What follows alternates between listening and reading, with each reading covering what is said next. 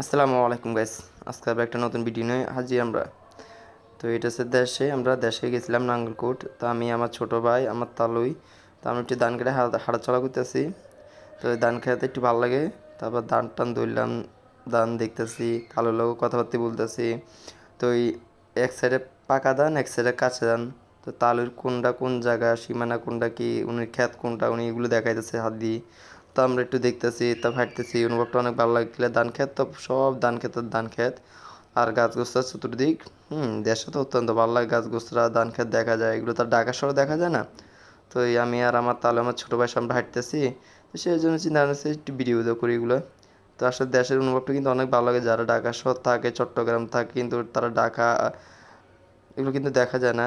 তো এই আমরা হাঁটতেছি, অবশ্য ভালো লাগতেছে, আমার ছোটো ভাই ভালো লাগতেছে, প্রচুর বাতাস, দেশ গ্রাম তো প্রচুর পরিমাণ বাতাস। তা আমরা হাঁটাচলা করতেছি।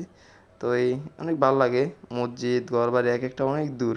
এখান থেকে আবার হাঁটা চলার রাস্তাতে একটা চিকন, এই একটা বাস মানে একজন বসে দুইজন যাওয়া যাবে না, এই কি চিকন। আমার ব্যাগে আমি উঠি।